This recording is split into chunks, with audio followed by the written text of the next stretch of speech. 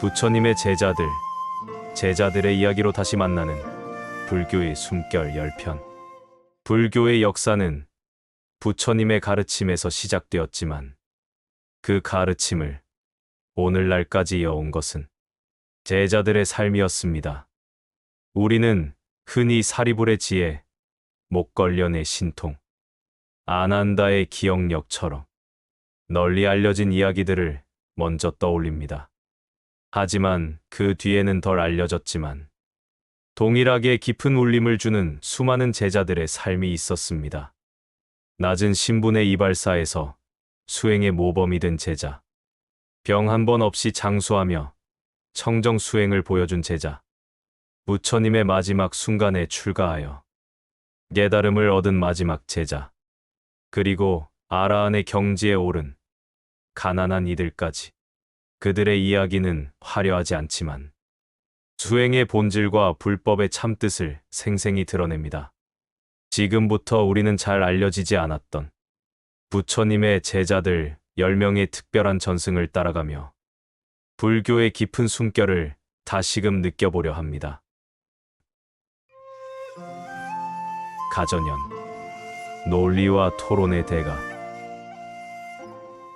부처님의 수많은 제자들 가운데 각자 빛나는 특징과 장점을 지닌 이들이 있었습니다. 지혜로 이름난 사리불, 신통으로 뛰어난 목걸련, 기억력으로 부처님의 가르침을 보존한 아난다처럼 불법을 각기 다른 방식으로 드러낸 인물들이 있었습니다.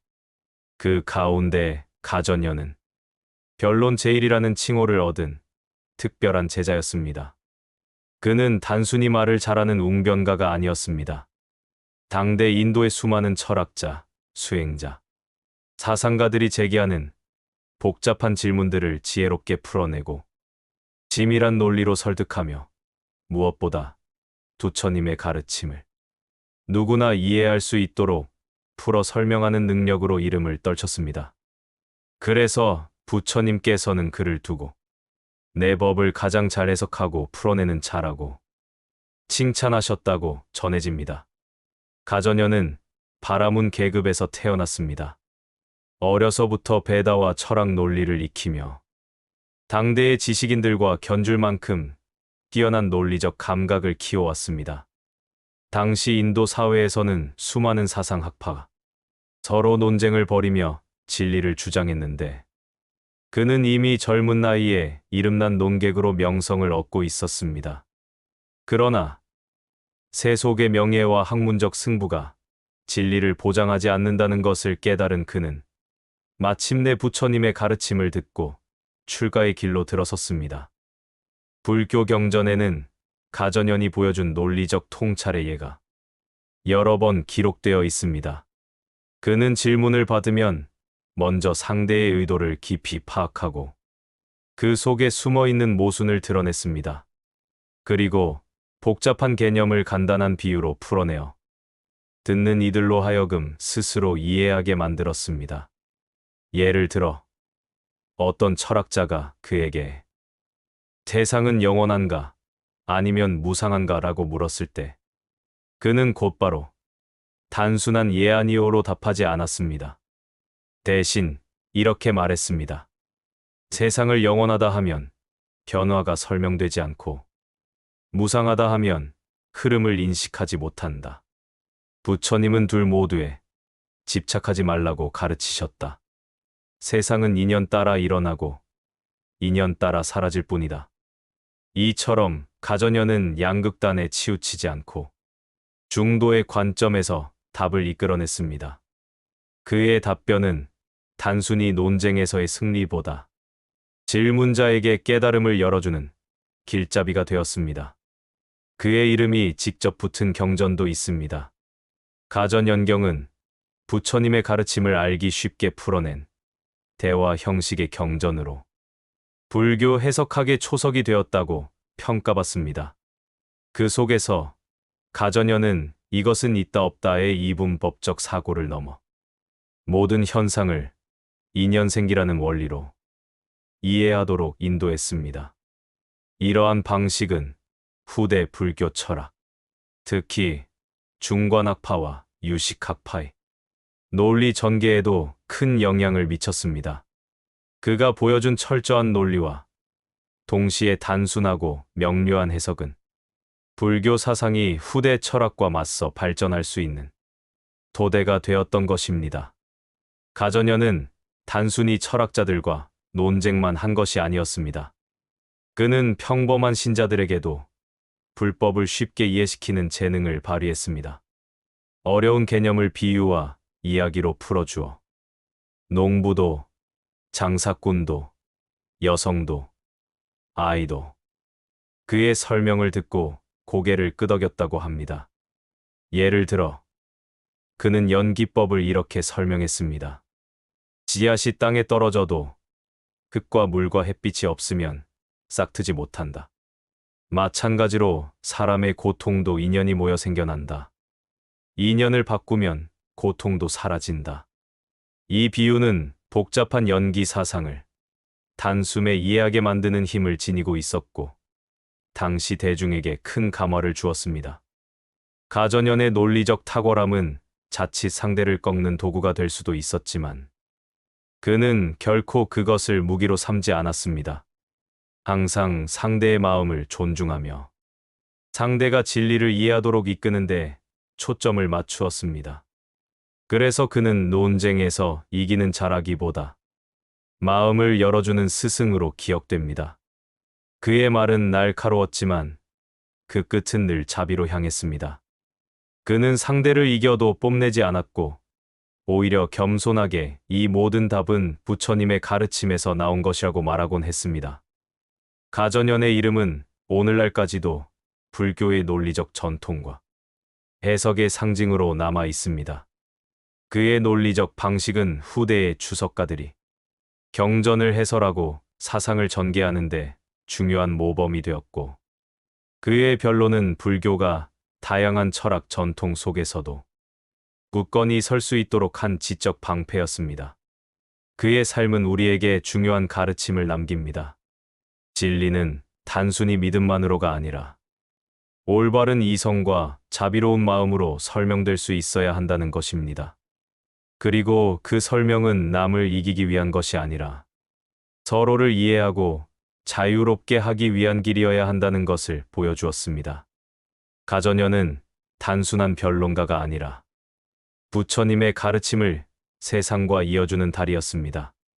그의 말은 당대 철학자들을 설득했을 뿐 아니라 평범한 대중에게도 불법의 등불이 되었습니다. 오늘 우리가 그의 이야기를 떠올리며 배울 수 있는 것은 지식과 논리의 힘이 자비와 결합할 때 비로소 사람을 살리고 세상을 밝힐 수 있다는 사실입니다. 그렇기에 부처님 제자들 가운데 변론 제일이라는 칭호는 단순한 수식어가 아니라 가전연의 삶과 사상의 본질을 잘 드러내는 이름이라 할 수 있습니다. 우팔리, 계율을 지킨 이발사 출신 제자. 부처님의 수많은 제자들 중에는 출신이나 신분과 관계없이 불법 앞에서 모두가 평등하다는 사실을 보여준 인물들이 있습니다. 그 가운데 대표적인 이가 바로 우팔리입니다. 그는 원래 석가족을 섬기던 평범한 이발사였지만 출가 후에는 누구보다 계율을 철저히 지켜 계율 제일이라는 칭호를 얻었습니다. 그의 이야기는 불교가 추구하는 평등과 청정의 가르침을 가장 선명하게 드러내주는 사례 중 하나입니다. 우팔리는 석가족을 모시는 집안에서 태어나 어려서부터 이발사 일을 했습니다. 고대 인도 사회에서 이발사는 낮은 신분으로 분류되었고, 귀족이나 바라문과 같은 높은 계급 사람들로부터는 하찮게 여겨졌습니다.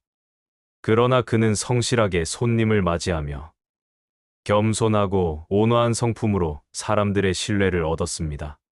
그는 자주 석가족의 청년들과 가까이 지내며 머리와 수염을 정리해 주었는데, 훗날 이들 가운데 많은 이들이 부처님을 따라 출가하게 됩니다. 석가모니 부처님이 깨달음을 얻으신 뒤 고향 카필라성으로 돌아와 석가족에게 설법을 하셨을 때 많은 왕족 청년들이 감화를 받고 출가를 결심했습니다. 그러나 그들이 출가를 준비할 때 그들을 따라다니던 이발사 우팔리 역시 마음속에서 깊은 결심이 일어났습니다. 나도 진리의 길을 따르고 싶다. 신분이 낮다고 해서 부처님의 법을 나를 수 없는 것은 아닐 것이다. 왕족 청년들은 처음에는 그를 말렸습니다. 우팔리, 너는 우리를 섬기는 하인 아닌가? 어떻게 우리와 함께 출가할 수 있겠는가? 그러나 우팔리는 굳은 마음으로 대답했습니다. 부처님의 가르침 앞에서는 높고 낮음이 없다고 들었습니다. 저 역시 법을 따르겠습니다. 마침내 그는 부처님께 나아가 출가를 청했고 부처님은 망설임 없이 그를 제자로 받아들였습니다. 출가 직후 부처님은 특별한 지시를 내리셨습니다. 바로 우팔리에게 먼저 개를 주어 그가 왕족 청년들보다 출가 연차가 앞서도록 하신 것입니다. 이는 당시로서는 매우 파격적인 일이었습니다. 태속에서는 왕족이 이발사보다 높지만 승가 안에서는 법 앞에서 모두가 평등하다는 사실을 보여주기 위한 가르침이었습니다. 왕족 청년들은 처음엔 놀라움과 당혹감을 느꼈지만 곧 부처님의 뜻을 이해하고 고개를 숙였습니다. 이 사건은 불교의 평등 정신을 상징적으로 보여주는 중요한 장면으로 전해집니다. 출가한 뒤 우팔리는 계율 공부에 몰두했습니다. 그는 세세한 규율 하나라도 소홀히 하지 않았습니다. 바루를 씻는 일, 옷을 정리하는 일, 걸식할 때의 마음가짐까지 모든 행동을 법에 맞추고자 했습니다. 부처님께서는 그에게 계율을 전수하시고 승가에서 지켜야 할 규범을 정리하도록 맡기셨습니다. 그래서 우팔리는 계율 제1이라는 칭호를 얻게 되었고 훗날 승가에서 계율을 정리하고 해석하는 중요한 권위자가 되었습니다. 그는 늘 제자들에게 이렇게 말했습니다. 계율은 우리를 억압하는 것이 아니라 자유롭게 하기 위한 길이다. 탐욕과 분노와 어리석음을 다스려주는 울타리다. 우팔리는 단지 계율을 외우는데 그치지 않았습니다. 계율의 정신을 이해하고 그것을 승가 전체의 질서를 유지하는 원칙으로 삼았습니다. 부처님은 중요한 계율 문제나 제자들의 분쟁이 있을 때면 늘 우팔리를 불러 물으셨습니다. 예컨대 어떤 제자가 계율을 어기고도 뉘우치지 않았을 때 다른 제자들이 분노에 차서 그를 몰아내려 했습니다. 그때 우팔리는 차분히 중재하며 이렇게 말했습니다. 계율은 벌을 주기 위한 것이 아니다. 계율은 깨닫지 못한 자를 다시 일으켜 세우기 위한 길이다. 그가 뉘우치고 돌아온다면 우리는 그를 다시 도반으로 맞아야 한다. 그의 태도는 엄격하면서도 자비로웠습니다. 그래서 부처님은 그를 더욱 신뢰하며 승가의 계율을 맡기셨습니다. 부처님께서 열반에 드신 뒤 제자들은 교단을 정리하기 위해 제1결집을 열었습니다. 이때 사리불과 목걸려는 이미 먼저 열반에 들었고 안 한다는 경전을 낭송했고 계율의 낭송은 우팔리에게 맡겨졌습니다. 그는 기억과 정확성에서 누구보다 뛰어났고 계율에 대한 철저한 이해로 승가 전체가 신뢰하는 인물이었기 때문입니다. 율장의 전승은 바로 그의 역할 덕분에 오늘날까지 이어지게 되었습니다. 우팔리의 삶은 불교의 평등 사상을 상징적으로 보여줍니다. 태속에서는 낮은 신분의 이발사였지만 출가 후에는 법을 철저히 지켜 승가의 스승으로 존경받았습니다. 이는 부처님께서 말씀하신 바와 같이 사람의 가치는 태생에 있지 않고 그가 지혜와 자비로 살아가는 데 있다라는 진리를 드러냅니다. 그는 권력이나 신분이 아닌 계율과 청정한 삶으로 진정한 존귀함을 보여주었습니다.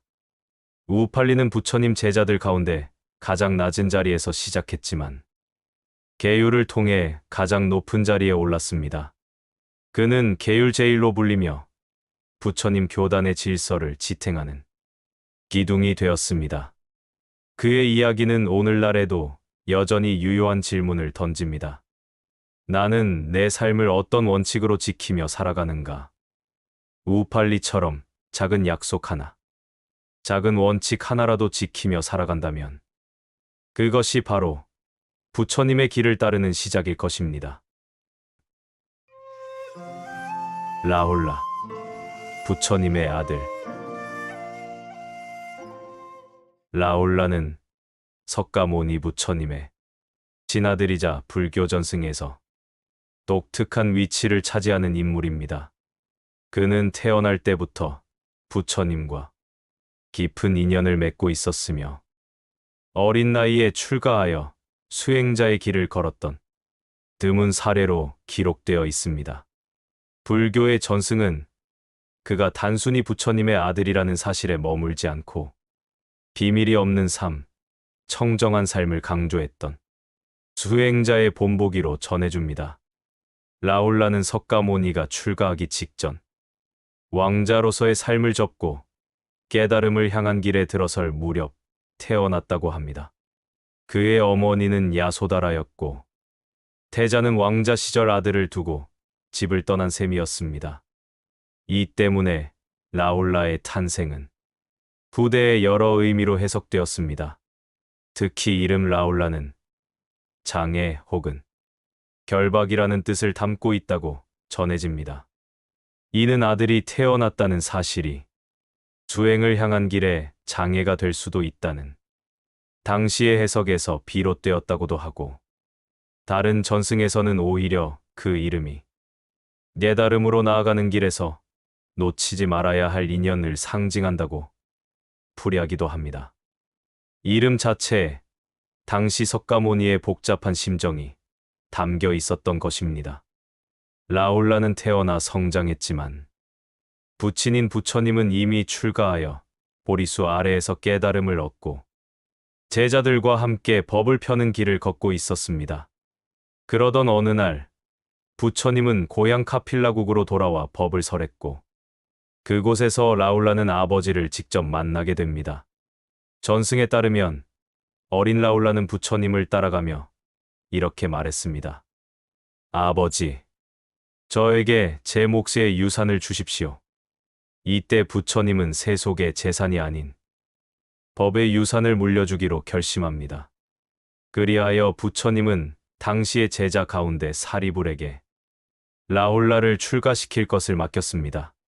아직 나이가 어렸던 그는 최초의 사미가 되었다고 전해집니다. 이후 전승에서 라홀라는 가장 먼저 출가한 사미로서 기억되었습니다.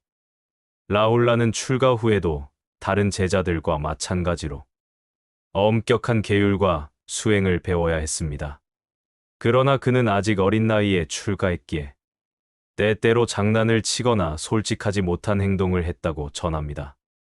이때 부처님은 라홀라를 따로 불러 세우고 다음과 같은 가르침을 주셨습니다. 라홀라여, 수행자는 비밀이 없어야 한다. 숨기는 것이 없는 거울처럼 삶은 청정해야 한다.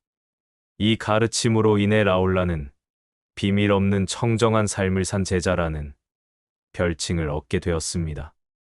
또 다른 전승에서는 부처님이 라홀라에게 바루에 조금의 물을 남기며 그 물처럼 작은 허물도 쌓이면 결국 마음을 흐리게 된다고 가르치셨다고 전해집니다.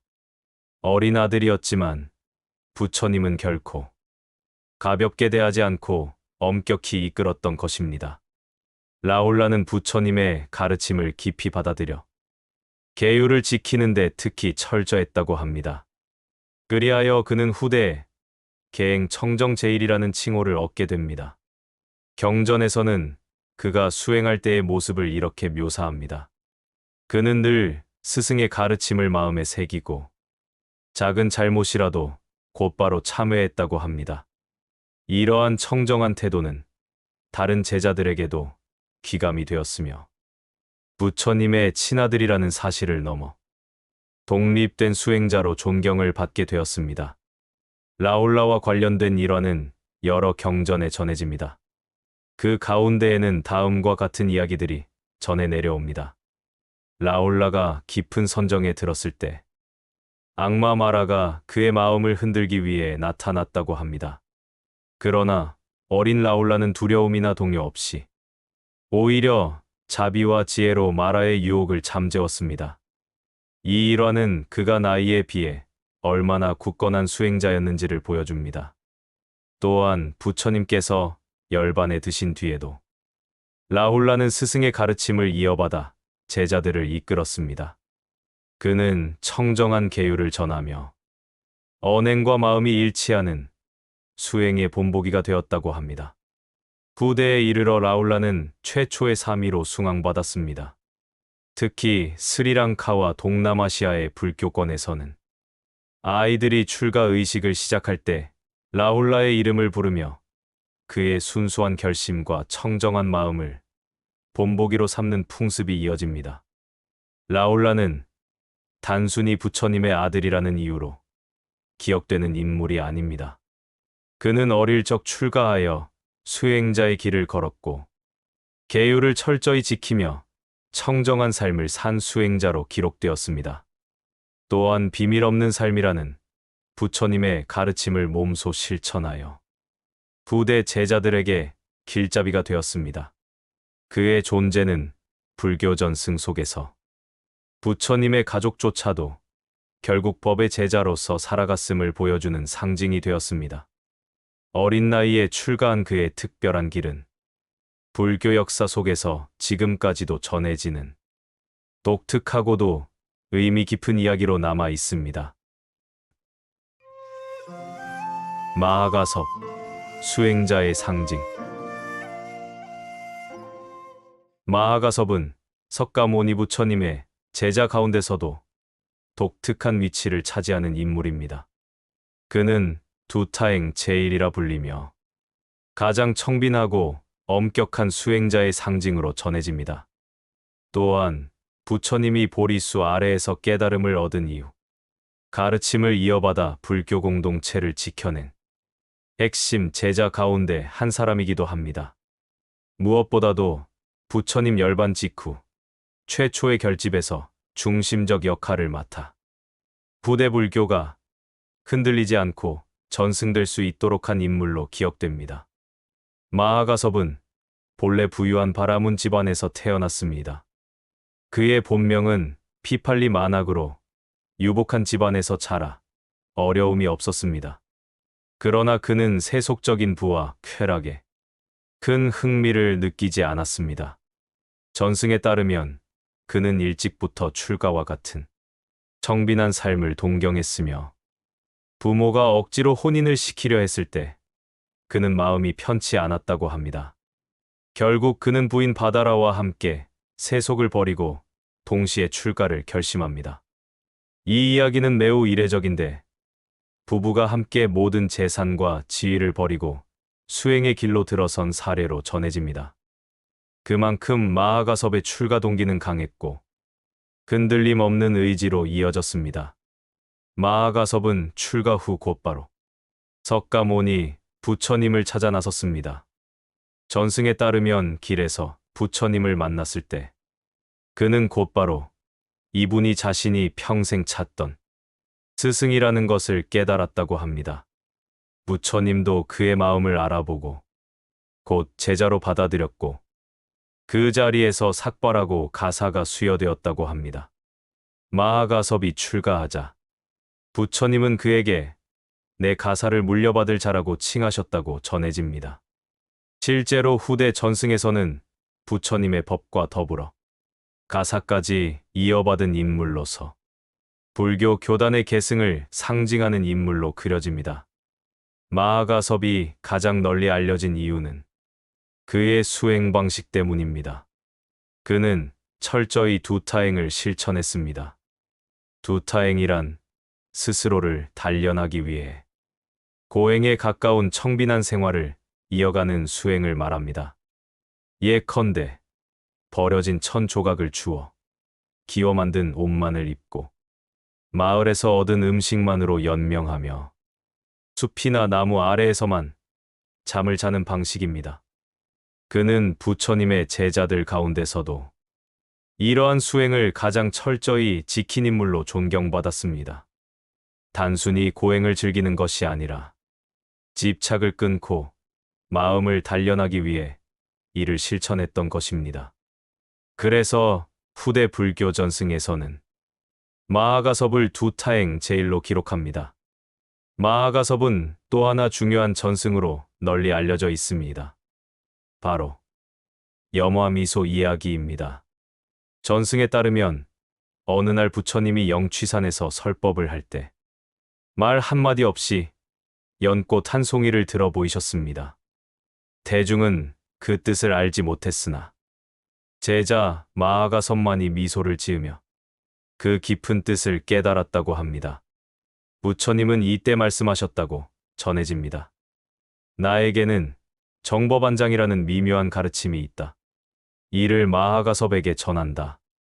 이 이야기는 후대 선종불교에서 매우 중요한 상징으로 발전합니다. 언어나 문자로 다 설명할 수 없는 깨달음의 진실이 마하가섭에게 미소로 전해졌다는 전승입니다. 그래서 선종에서는 마하가섭을 초조, 즉 제1조사로 삼아 법맥을 잇는 시작으로 삼습니다. 부처님이 열반에 드신 뒤 교단은 큰 위기를 맞이했습니다.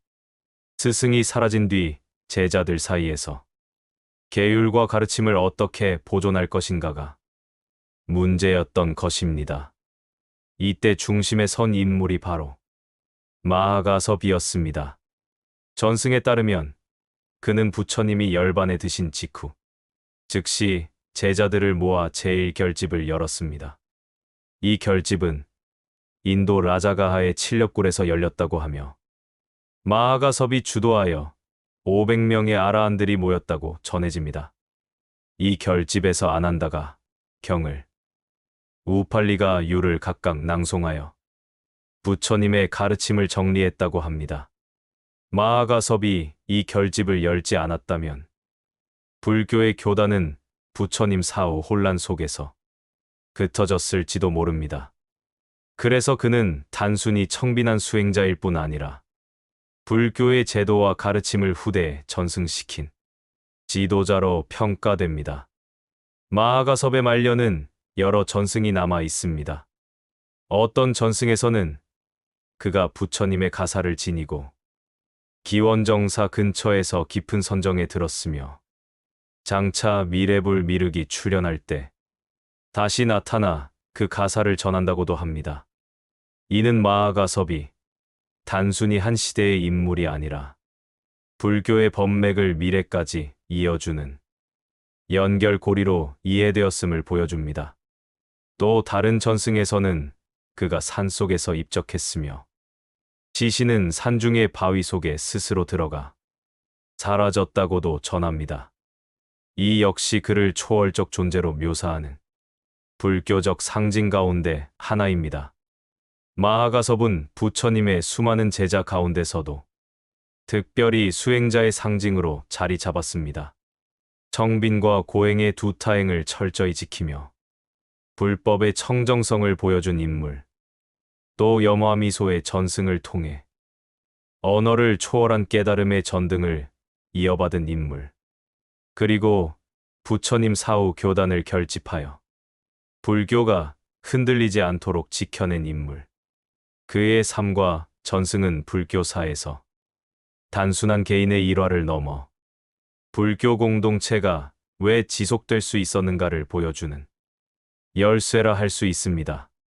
마하가섭은 오늘날까지도 수행자의 본보기, 정법을 잇는 첫 스승으로 기억되고 있습니다.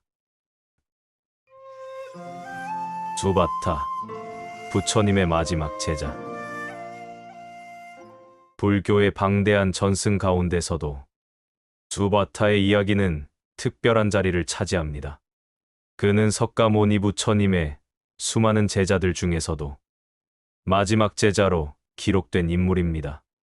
부처님이 열반에 드시기 직전에 출가하여 짧은 시간 안에 깨달음을 얻었다는 이야기는 불법의 문이 누구에게나 그리고 언제든 열려 있다는 상징으로 전해집니다. 수바타는 본래 이곳저곳을 떠돌며 수행하던 사문 가운데 한 사람이었습니다. 당시 인도에는 불교뿐 아니라 수많은 사상과 철학, 수행 집단이 공존하고 있었습니다. 육사회도라 불리는 6큰 학파를 비롯해 수많은 철학자와 수행자들이 있었고 수바타도 그 가운데 하나였습니다. 그는 종교적 진리에 깊은 관심을 가지고 있었지만 마음속의 의문이 풀리지 않았습니다. 전승에 따르면 그는 노년의 나이였음에도 여전히 갈증을 풀 수 있는 진리를 찾고 있었습니다. 마침 그때 쿠시나가라의 사라상수 아래에서 부처님이 마지막 병상에 누워 계시다는 소식을 듣게 됩니다. 그는 이때가 마지막 기회라는 생각에 부처님을 직접 뵙고 물음을 던지기로 결심했습니다. 수바타가 부처님을 찾아왔을 때 이미 부처님의 몸은 극도로 쇠약해져 있었습니다. 곁에서 시중을 들던 제자들은 그를 말렸습니다. 지금 세존께서는 몹시 아프시니 당신의 질문을 받으실 수 없다. 그러나 수바타는 물러서지 않았습니다. 자신이 찾는 진리를 부처님께 직접 묻고 싶었던 것입니다. 이때 부처님은 제자들에게 말씀하셨다고 합니다. 그를 오게 하라. 그는 나의 마지막 제자가 될 것이다. 이 짧은 구절은 전승 속에서 매우 중요한 의미를 지닙니다. 부처님은 열반을 앞둔 고통 속에서도 진리를 갈망하는 이를 외면하지 않으셨던 것입니다. 수바타는 부처님 앞에서 이렇게 물었습니다. 세존이시여, 세상에는 수많은 사문과 철학자들이 있습니다. 그들 모두가 진리를 얻었다고 말하지만 제가 보기에는 그들의 가르침에는 확실한 길이 없는 것 같습니다. 세존께서는 어떻게 생각하십니까? 그의 질문은 단순히 특정 철학을 묻는 것이 아니었습니다. 수많은 사상 중에서 무엇이 참된 길인가? 구원의 길이 어디에 있는가라는 근본적 물음이었습니다. 부처님은 마지막 순간에도 진리를 간명하게 설하셨습니다. 수바타여, 참된 수행과 진리는 어디에 있는가? 그것은 개, 정, 해, 그리고 팔정도의 실천 속에 있다. 팔정도를 따르는 곳에는 바른 길이 있고 거기에는 깨달음이 있다. 팔정도가 없는 곳에는 진정한 수행도, 아라한도, 깨달음도 없다. 부처님은 여러 사상이나 교리의 대립을 논하지 않고 수행의 길을 간단히 정리하셨습니다.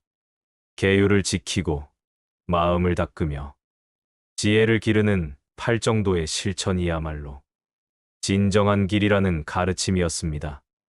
부처님의 답을 들은 수바타는 큰 기쁨과 확신을 얻었습니다.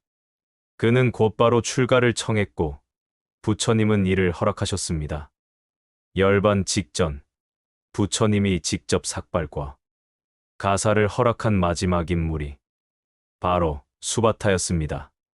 그는 비록 늦은 나이에 출가했지만 불법에 대한 갈망과 정진이 뜨거웠습니다. 전승에 따르면 그는 빠른 시일 안에 선정과 지혜를 닦아 아라한과를 성취했다고 합니다. 그래서 불교의 경전에는 부처님의 마지막 제자, 그러나 깨달음에 도달한 이라는 기록이 남아 있습니다. 수바타의 이야기는 단순히 한 제자의 일화로 끝나지 않습니다. 불교 전승 속에서 그는 상징적 의미를 지니게 됩니다. 첫째, 불법은 언제나 열려 있다는 상징입니다. 그는 노년의 나이에 출가했고 부처님의 열반 직전에 깨달음을 얻었습니다. 그러나 그에게는 늦었다라는 말이 없었습니다. 누구라도 마음을 열고 진리를 구한다면 그 순간부터 불법의 문은 열려 있음을 보여주는 사례입니다. 둘째, 팔정도의 길이 곧 불법의 핵심임을 다시 한번 드러낸 상징입니다. 부처님의 마지막 설법 가운데 팔정도가 강조된 것은 어떤 이론이나 교리의 논쟁보다 실천의 길이 중요하다는 점을 말해줍니다. 셋째, 부처님이 마지막 순간까지 중생을 외면하지 않았다는 상징입니다. 부처님은 육신이 극도로 쇠약했음에도 수바타의 질문을 받아주셨습니다. 이 장면은 부처님의 자비와 원력이 어떤 상황에서도 꺼지지 않았음을 보여줍니다. 부처님이 열반에 드신 뒤에도 수바타의 이름은 종종 등장합니다. 그는 마지막 제자라는 점에서 특별히 기억되었고, 후대 불교 문헌에서는 그가 제일 결집에 참여했는가에 대한 논의도 남아 있습니다.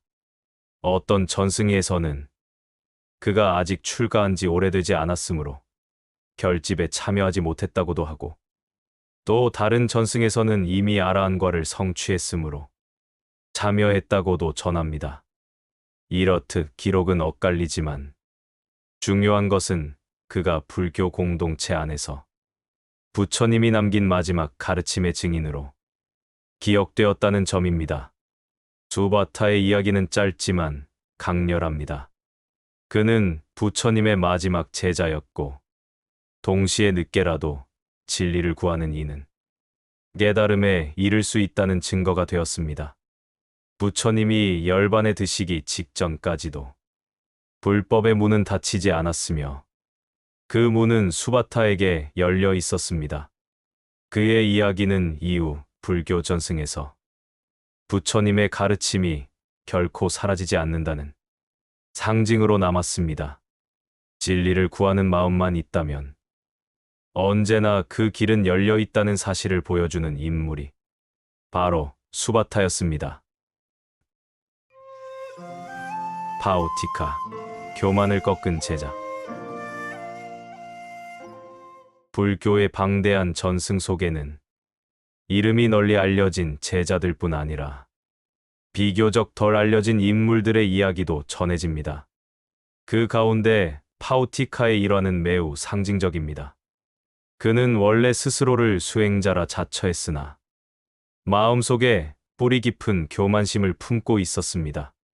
스스로의 지혜와 능력을 과신하여 당시 인도에서 존경받던 부처님조차 시험에 보려 했습니다.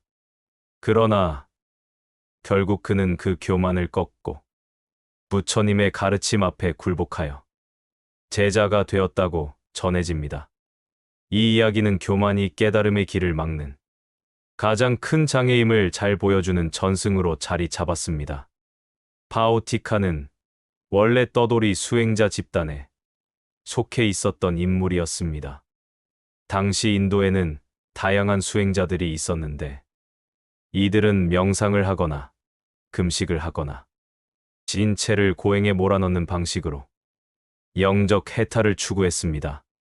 파우티카 역시 그러한 집단의 일원이었으나 다른 이들과 달리 스스로의 능력을 지나치게 높이 평가했습니다. 그는 사람들 앞에서 종종 나는 진리를 깨달았고 세상의 누구와도 토론하여 이길 수 있다라고 자랑했습니다.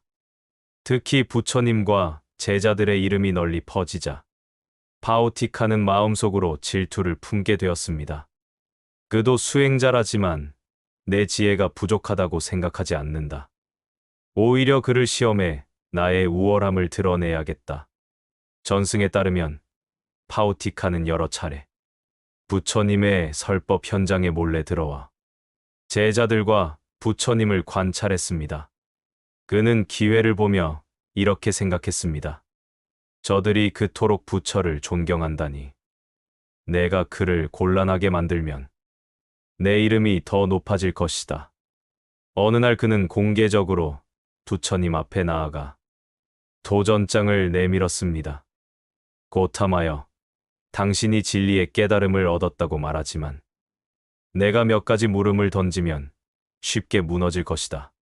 만약 당신이 대답하지 못한다면 사람들은 내가 진리의 주인임을 알게 될 것이다. 그 말은 교만과 도전의 냄새가 물씬 풍기는 것이었습니다. 그러나 부처님은 그의 도발을 피하지 않고 고요히 앉아 계셨습니다. 파오티카는 여러 질문을 던졌습니다. 세상은 어디에서 비롯되었는가? 영혼은 영원한가? 아니면 소멸하는가? 인간의 고통은 어떻게 끝날 수 있는가? 이 질문들은 당시 수많은 철학자들이 논쟁하던 주제였습니다. 보통은 끝없는 말다툼으로 이어지곤 했습니다. 그러나 부처님은 논리적 승패를 가르는데 관심을 두지 않았습니다. 부처님은 차분하게 말씀하셨습니다. 파오티카여, 너는 큰 강물이 어디에서 시작되는가를 묻고자 하는가? 그러나 중요한 것은 강물이 어디서 흘러왔느냐가 아니라 그 강을 어떻게 건너느냐에 있다. 인간의 고통도 그러하다. 그 원인은 집착에서 비롯되며 그 고통에서 벗어나는 길은 발정도의 실천에 있다. 이 간결한 대답은 파오티카의 마음을 흔들었습니다. 그는 계속 질문을 던졌지만 부처님은 언제나 핵심을 집어 답하셨습니다. 부처님은 끝없는 철학적 추측 대신 실제로 고통에서 벗어나는 길을 보여주었던 것입니다.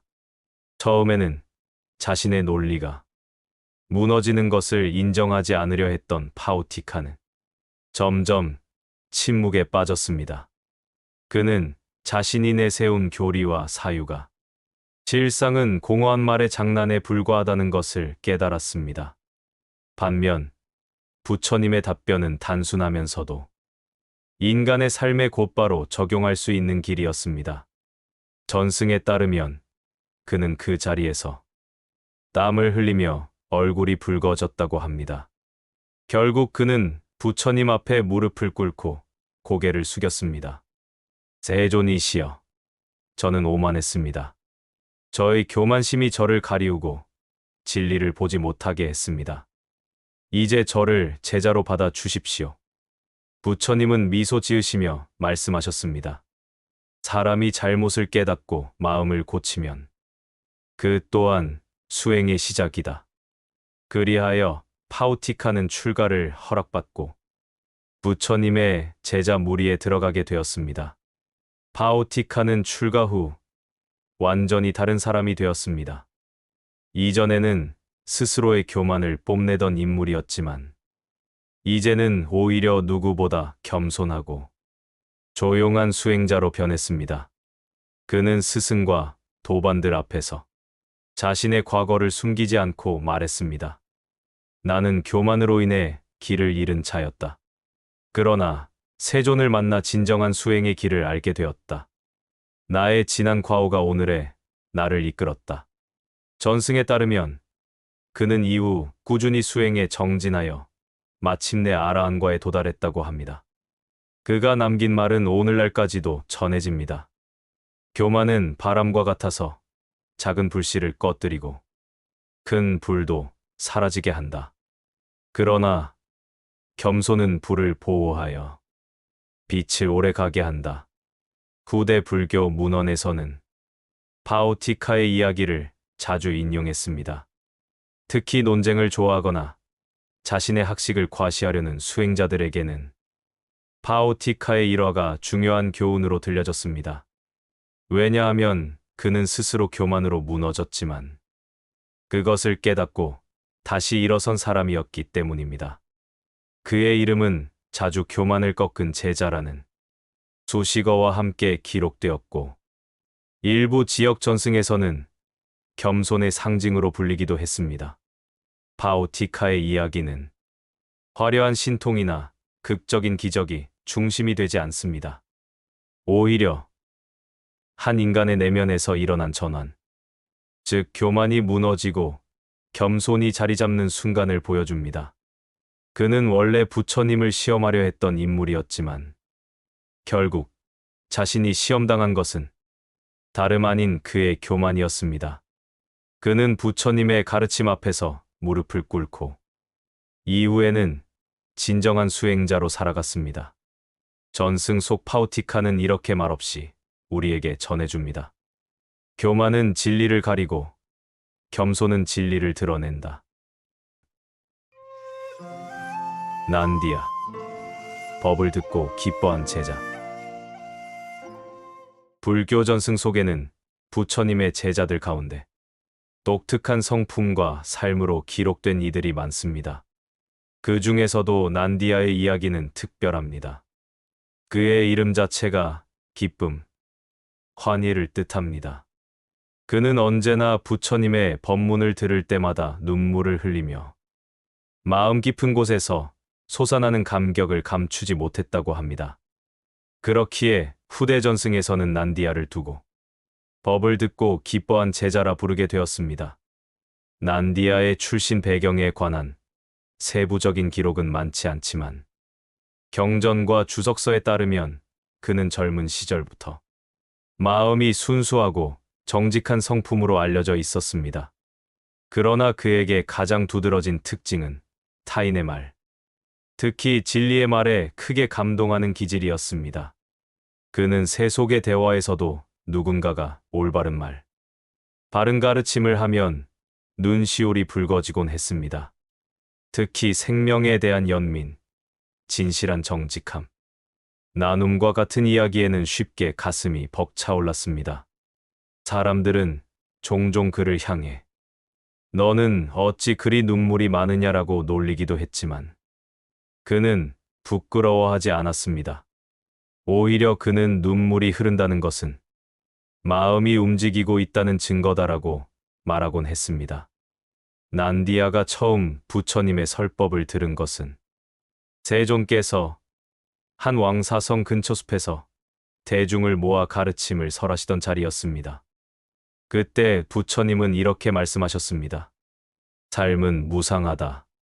청년이라도 늙음을 피할 수 없고 건강하다 하여 병을 피할 수 없으며 부유하다 하여 죽음을 피할 수 없다. 그러나 무상을 올바르게 관찰하는 이는 탐욕과 집착에서 벗어나 마음의 평화를 얻는다. 이 짧은 가르침이 난디아의 마음을 깊이 울렸습니다. 그는 그 자리에 있던 다른 사람들과 달리 눈물을 멈추지 못했습니다. 사람들은 속으로 이상히 여겼으나 난디아의 얼굴에는 슬픔이 아니라 오히려 환희가 가득했습니다. 그는 이렇게 중얼거렸다고 합니다. 이 말이야말로 내가 오랫동안 찾던 진리다. 이 가르침을 듣기 위해 나는 태어났구나. 그날 이후 난디아는 세존께 나아가 출가를 청했습니다. 그는 세속의 모든 것을 내려놓고 수행자의 길을 선택했습니다. 출가 이후에도 그의 성품은 변하지 않았습니다. 경전 곳곳에 남아있는 기록에 따르면 부처님이 설법을 할 때마다 그는 눈시울을 붉히며 감격의 눈물을 흘렸습니다. 동료 비구들이 그를 놀리며 말했습니다. 난디아여, 그대는 어찌 이리 쉽게 눈물을 흘리는가? 설법은 늙었고 우리는 모두 함께 듣지 않는가? 그러자 난디아는 대답했습니다. 나는 매번 처음 듣는 것처럼 느껴진다. 매번 새롭게 다가와 내 마음을 흔들기 때문이다. 나는 그 순간마다 부처님을 다시 만나는 것 같다. 이 대답은 오히려 다른 비구들에게 깊은 울림을 주었습니다. 그들은 더 이상 그를 놀리지 않았습니다. 오히려 그의 태도를 존중하여 법을 듣고 환희하는 제자라 불렀습니다. 난디아의 환희심은 단순한 감정적인 눈물이 아니었습니다. 발리 경전에는 환이라는 표현이 자주 등장하는데 이는 수행자가 바른 법을 접하고 마음이 밝아질 때 일어나는 정신적 기쁨을 뜻합니다. 난디아의 눈물은 바로 이 환희심의 자연스러운 표현이었습니다. 부처님께서도 그의 성품을 꾸짖지 않으셨습니다. 오히려 인정하시며 이렇게 말씀하셨다고 합니다. 환희하는 마음은 수행의 불씨를 더욱 밝게 한다. 법을 듣고 기뻐하는 이는 그 법을 오래 간직한다. 이 말씀은 난디아의 태도가 단순한 감정 과잉이 아니라 수행에 있어 긍정적인 힘이 될 수 있음을 보여줍니다. 난디아와 관련된 가장 유명한 일화는 어느 날의 법회에서 일어났습니다.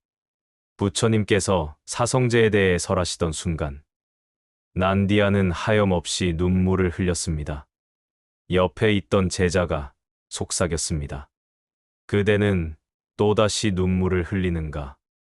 모두가 조용히 듣고 있는데 그러자 부처님께서 그 말을 들으시고 제자를 제지하시며 말씀하셨습니다.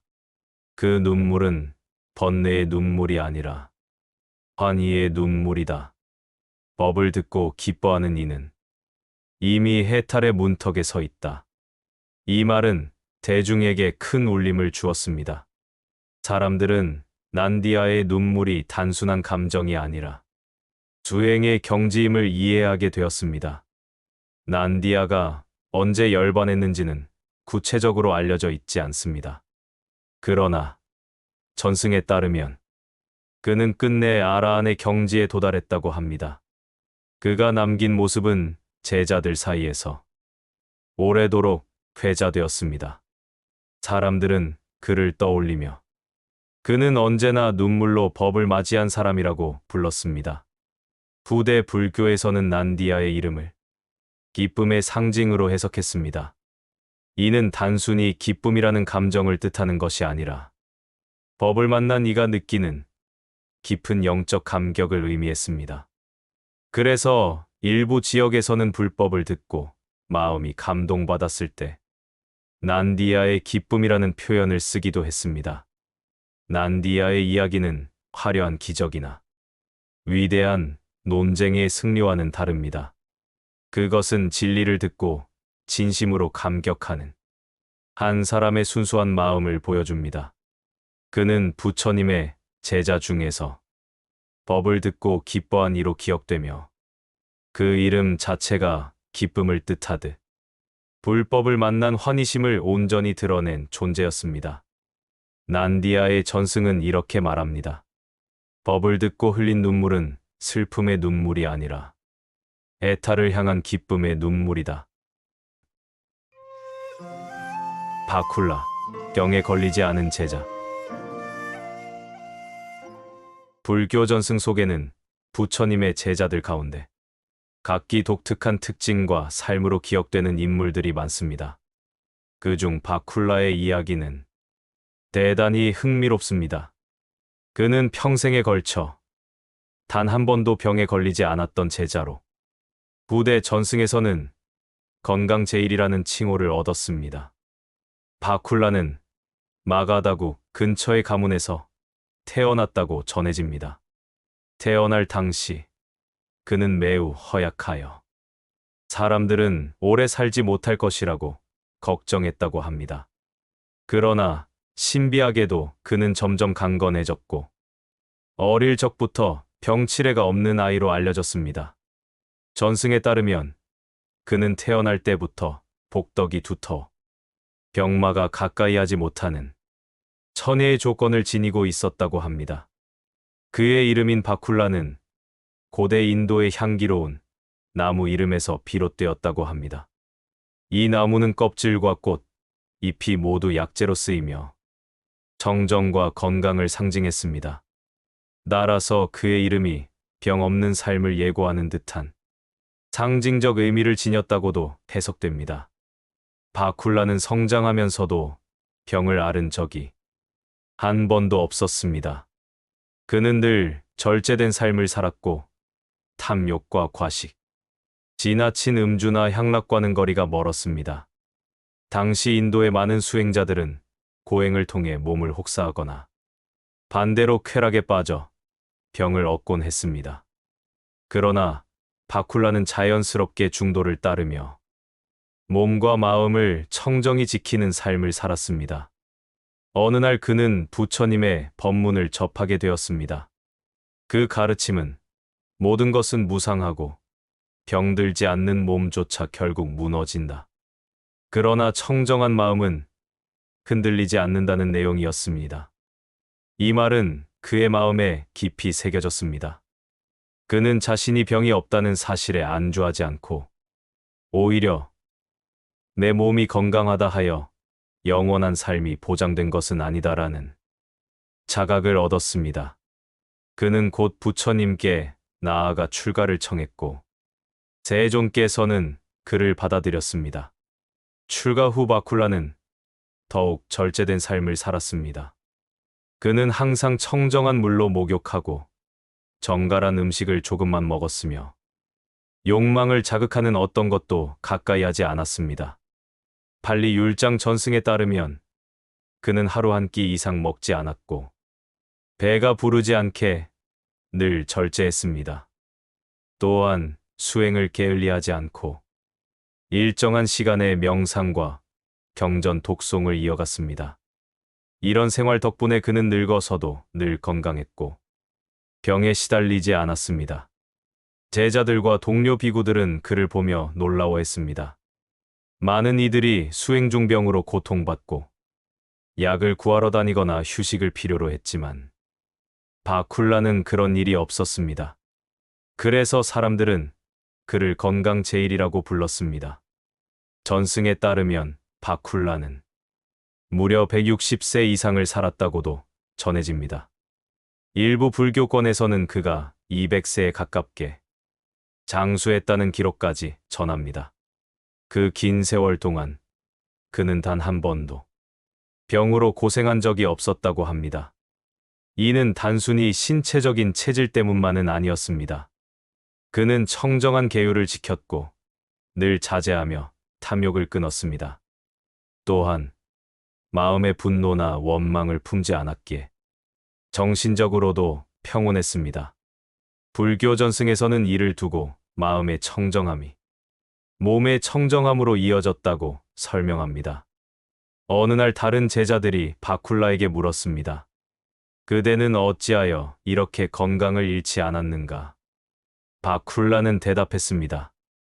나는 과거세에도 생명을 해치지 않았고 절제하며 살았다.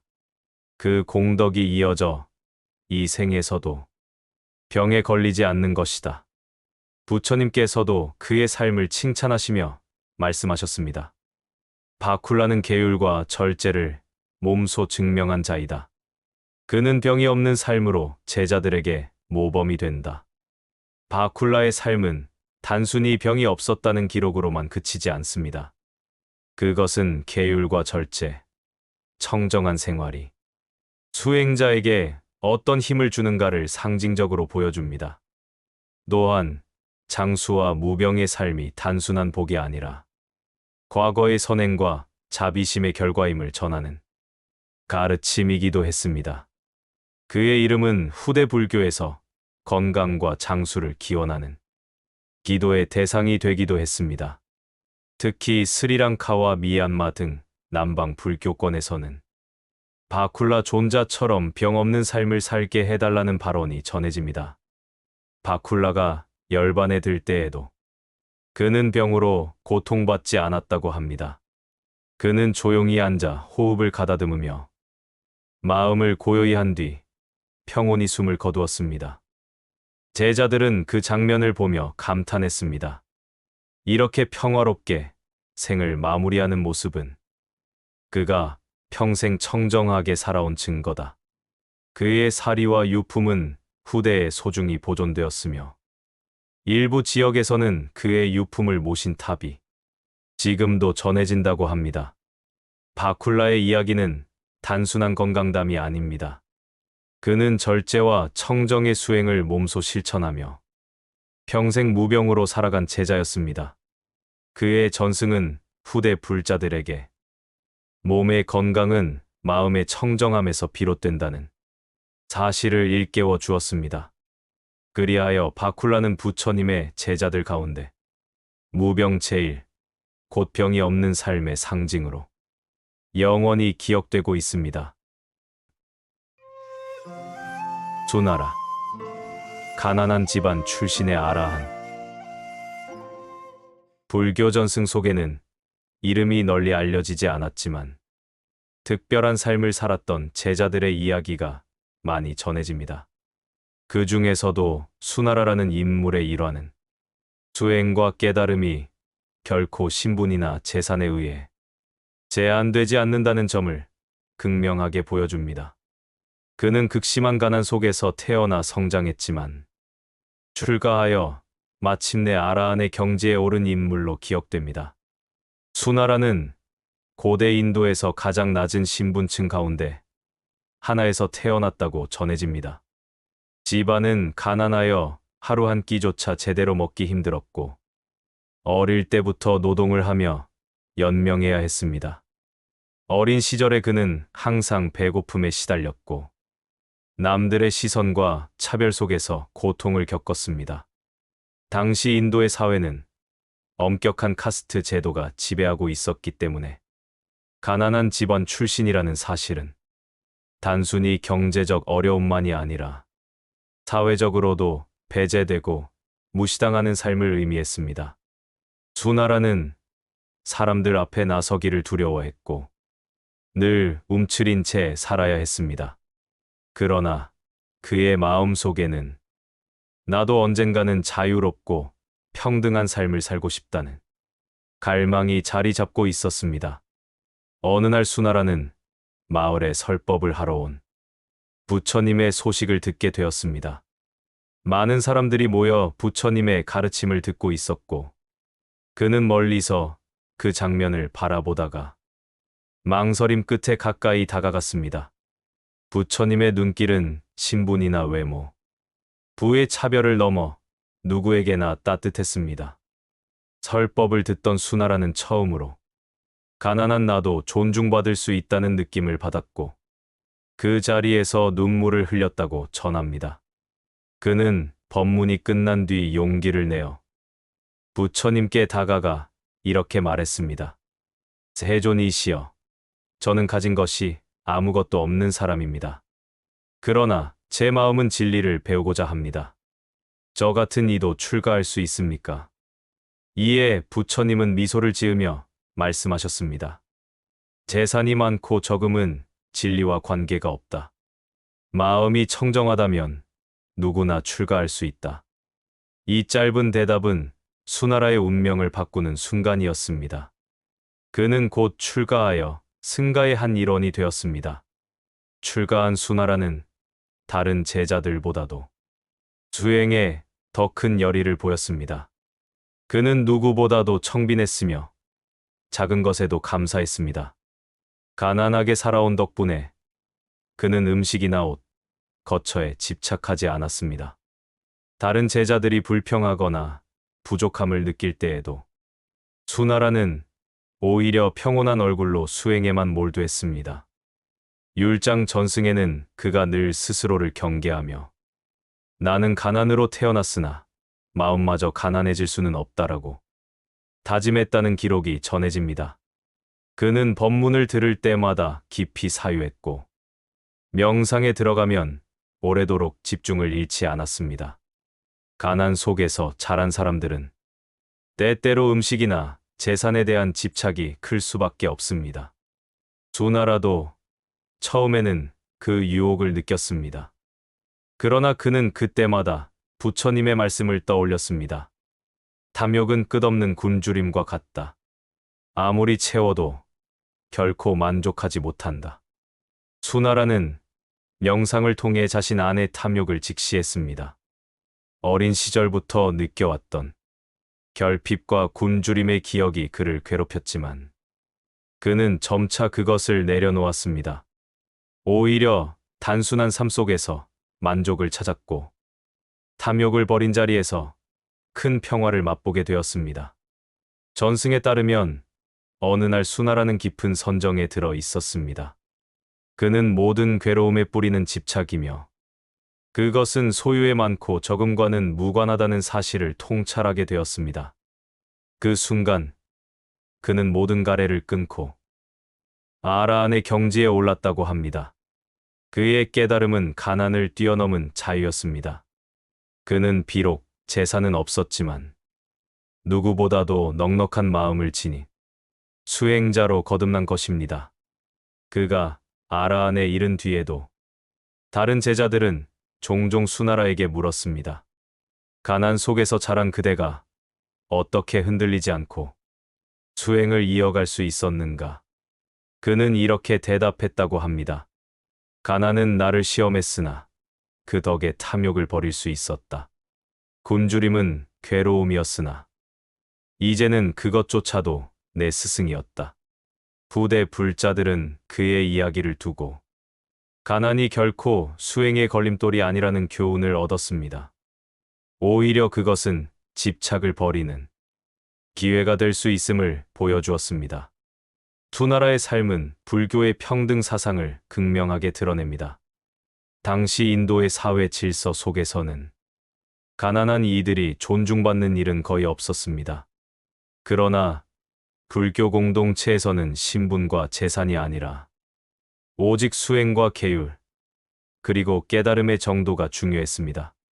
그는 가난하지만 청정한 자가 부유하나 탐욕스러운 자보다 더 존귀하다는 사실을 몸소 증명한 인물이었습니다. 이러한 이유로 수나라는 후대 전승에서 늘 가난을 뛰어넘은 아라한으로 불리게 되었습니다. 수나라의 전승은 불교 역사 속에서 널리 알려진 이야기는 아니지만 매우 중요한 의미를 지닙니다. 그는 태어날 때부터 가난이라는 굴레를 짊어졌지만 그것을 괴로움으로만 보지 않고 수행의 길로 전환했습니다. 결국 그는 아라한의 경지에 이르러 신분과 재산이 결코 깨달음의 장애물이 될 수 없음을 증명했습니다. 그리하여 수나라는 부처님의 수많은 제자들 가운데서도 가난을 넘어선 청정 수행자, 그리고 탐욕을 버리고 자유를 얻은 아라한으로 기억되고 있습니다. 쿨라파, 아기를 버리고 출가한 여인. 불교 전승 속에는 수많은 여성 제자들의 이야기가 전해집니다. 그 중에서도 테리가타의 실리, 쿨라파의 일화는 듣는 이의 마음을 먹먹하게 만듭니다. 그녀는 어머니였고 동시에 수행자였으며 인간적 갈등과 깨달음의 길을 모두 겪어낸 인물이었습니다. 쿨라파는 한 가정의 아내이자 어머니로서 삶을 시작했습니다. 남편과의 삶은 평온했으나 집안은 가난하고 생활은 곤궁했습니다. 그녀에게는 어린 아기가 있었고 모성애는 그 누구 못지않게 깊었습니다. 그러나 그녀의 마음 속에는 늘 공허함과 괴로움이 자리 잡고 있었습니다. 인생은 언제나 고통으로 가득하다는 사실을 쿨라파는 이미 몸으로 느끼고 있었습니다. 매일 반복되는 집안일, 끊이지 않는 생계의 걱정, 병약한 남편, 그리고 아기를 돌보는 고단한 삶 속에서 그녀는 이 삶은 어디로 흘러가는가라는 질문을 품었습니다. 어느 날 마을에 부처님의 제자들이 찾아와 법을 설했습니다. 그들은 무상과 무아, 그리고 괴로움의 진리를 이야기했습니다. 쿨라파는 처음으로 그 가르침을 듣고 깊은 울림을 느꼈습니다. 삶이 이토록 더덥고 고통으로 가득하다면 나는 언제 자유로워질 수 있을까? 그녀의 마음은 출가를 향해 기울기 시작했습니다. 하지만 그녀에게는 아기가 있었습니다. 모성애와 출가의 갈망 사이에서 쿨라파는 오랜 갈등을 겪었습니다. 경전 전승에 따르면 어느 날 그녀는 아기를 품에 안고 한참 동안 눈물을 흘리며 스스로와 싸웠다고 합니다. 나는 어머니인가? 아니면 수행자가 되어야 하는가? 아기를 위해 남는 것이 옳은가? 아니면 법을 위해 나아가는 것이 옳은가? 결국 그녀는 극적인 결단을 내렸습니다. 아기를 친척에게 맡겨두고 집을 떠나 출가자의 길을 택한 것입니다. 그녀의 떠남은 가족과 이웃들에게 큰 충격을 주었고 어떤 이들은 그녀를 비난했습니다. 어머니가 어떻게 아이를 두고 떠날 수 있단 말인가? 그러나 그녀는 눈물을 머금고 등을 돌렸습니다. 그녀에게 출가는 단순한 도피가 아니라 삶의 근원적 해답을 찾기 위한 마지막 길이었습니다. 쿨라파가 비구니가 된 뒤에도 갈등은 끝나지 않았습니다. 수행에 전념하려 할 때마다 그녀의 마음속에는 아기의 울음소리가 맴돌았습니다. 명상에 앉으면 내 아이는 지금 밥을 먹고 있을까? 울고 있지는 않을까라는 생각이 떠나지 않았습니다. 테리가타 전승에는 그녀가 이렇게 고백한 개송이 전해집니다. 나는 아이를 버리고 숲으로 갔다. 그러나 내 마음은 여전히 아이를 그리워했다. 수행자의 길은 멀고 어머니의 눈물은 깊었다. 쿨라파는 깊은 자기 비판과 후회의 시간을 보냈습니다. 하지만 부처님과 비구니 스승들의 가르침 속에서 점차 그녀는 마음을 다스리기 시작했습니다. 부처님은 쿨라파와 같은 비구니들을 자주 격려하셨습니다. 과거를 붙잡지 말라. 이미 흘러간 것은 흘러갔다.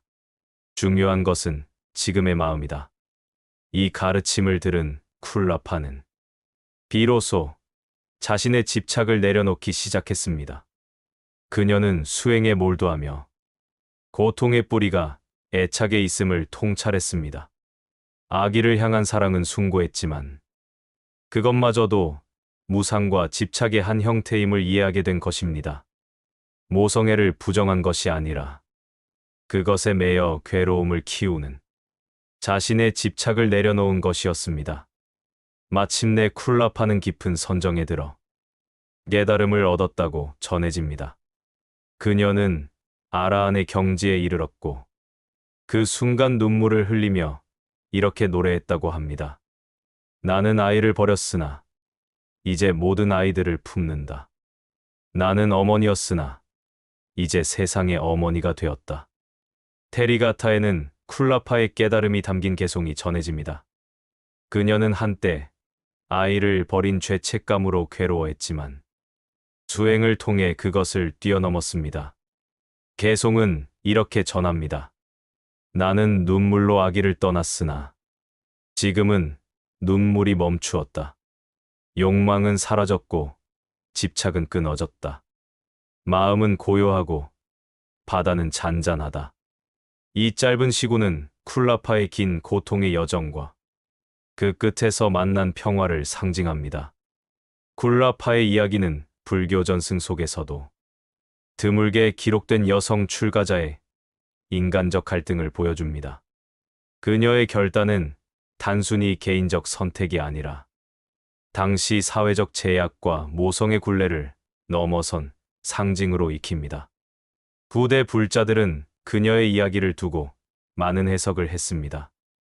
어떤 이는 그녀를 모성을 버린 잔인한 여인이라 비난했지만 또 다른 이는 그녀의 용기를 찬미하며 진리를 향한 갈망은 모성마저도 초월하게 했다고 전했습니다.